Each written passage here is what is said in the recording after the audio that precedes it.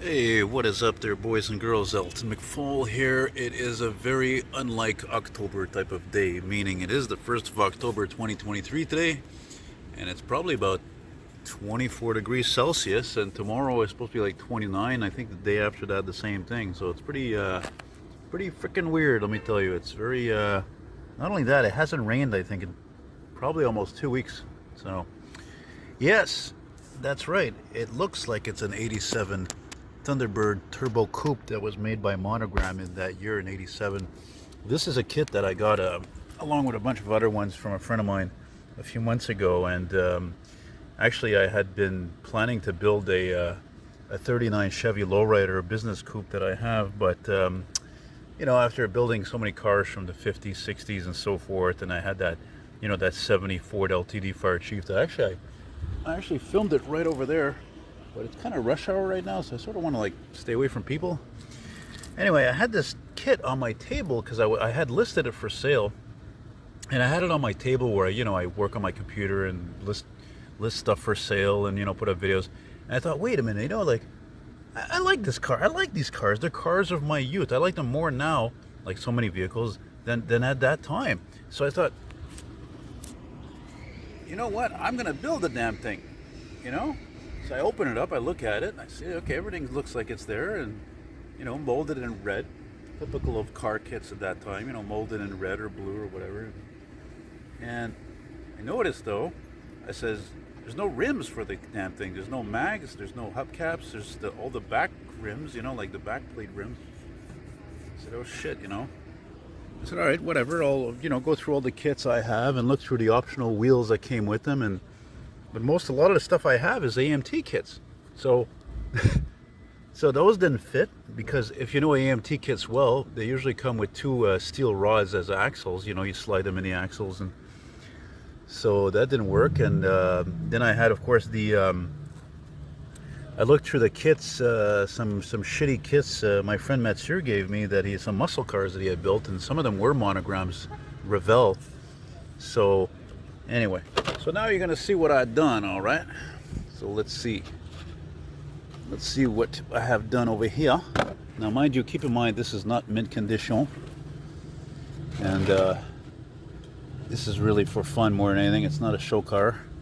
Probably should film this actually in the shade, but whatever. So there you go. Let's take a look at her. Yeah, man.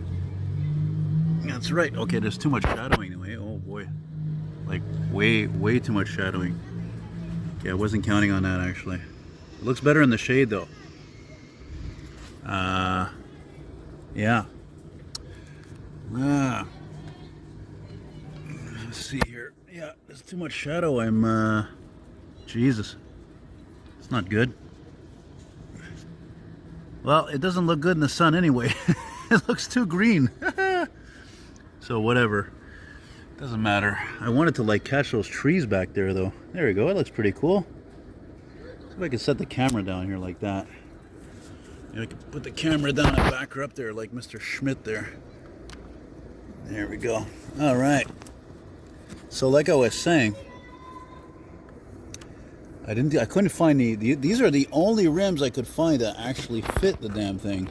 So the front ones are actually from a Firebird, like a '69 Firebird, Pontiac wheels. And the ones in the back, they're actually from a Deuce Coupe hot rod, which had no fenders, it had no motor, no rad. And it's like, you know what, this stuff fits perfectly, even if it looks a little bit goofy even,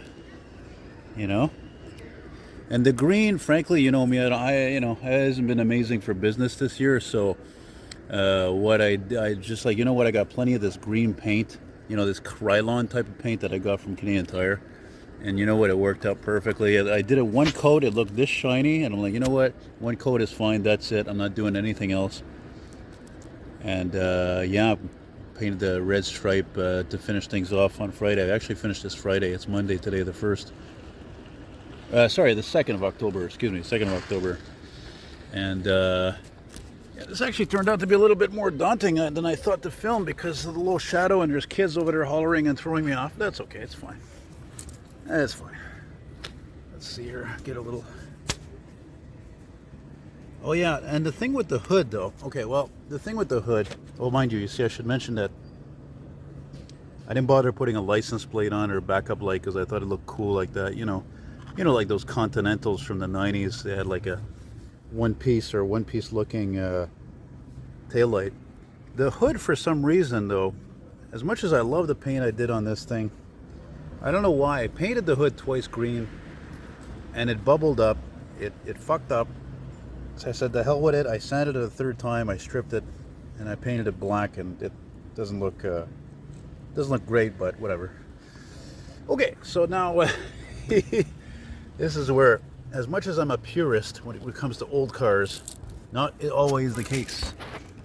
Because, oh, I forgot to mention, the interior was actually already painted. So my friend already had painted the interior. I painted the glass from the inside, the rear glass, the rear side windows.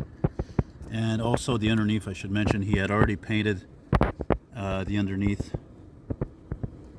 Except for the exhaust, I painted the exhaust there.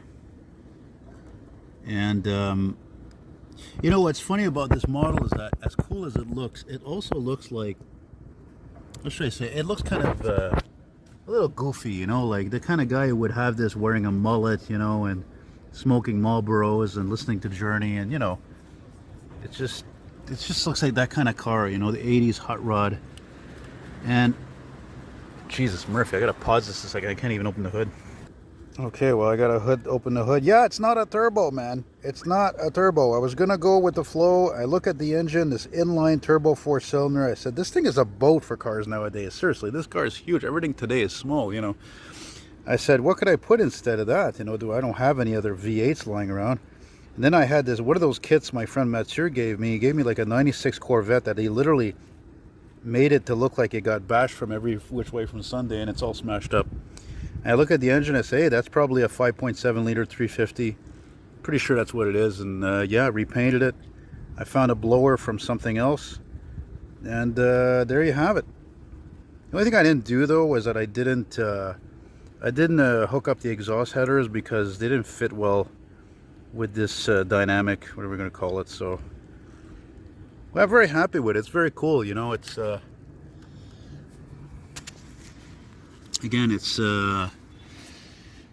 quite unique. It's quite unique, and I hope that any of you guys watching this, especially you younger guys, you ever thought of building models? Well, do it, man. Look, I mean, I bought this thing used. You can find used model kits. There's plenty of them on Marketplace. I mean, I bought this kit with a bunch of other ones for like 15 bucks a piece about, and it was fun. I didn't really want to do anything too serious with it. Look, even the mirrors, the inside of the mirrors, there's no glass. Those pieces were missing. Also, I forgot to mention too is that the turbo model, which by the way doesn't have a grill where the headlights are, and by the way these are made on a Fox body. I thought, why not paint over the headlights, and it's going to look really cool and badass like that, even though that's not really illegal in most places. But look, you got your driving lights underneath there, so what, right? There you go, man. So that's it for that. Oh, snap. So there you go, man. Hope you guys enjoyed that. Now I did something stupid. I don't know what the camera is. Hang on. I don't know why that stupid camera's done that before. I've had my other camera do that too as well. It just like, I don't know why, just all of a sudden the image got all bright and I paused it, didn't work. I stopped it, didn't work. I had to close the program and finish correctly. But they are very cool cars. There was a beautiful design from where it was before. Before that, it was just a box, and it was not the successful Thunderbird that they were before, from like 79 and under, which were boxes too, but they had more style, I don't know, more grace. And then after that, they just sort of killed the goose, like when the Mustang was redone for 1974, it was not good at all. They sold a lot, but it's not revered, you know what I mean? So anyway, that's about it. Thanks for watching, guys. Take care. All the best. Happy to film this for you. And like I said, next one's going to be the 39 Chevrolet. 39 Chevy Lowrider. I don't remember who makes it, honestly. I think it's a Monogram also. It's an old kit too. I bought it used as well. It's complete.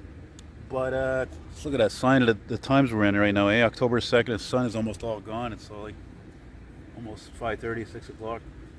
And anyway, and then I'm going to, I think right after this, I'm going to do a painting instead of doing another model right away. And I'm going to keep that secret for now because I talk too much anyway. So yeah, that's it, guys. Thanks again for watching. Take care. Be good.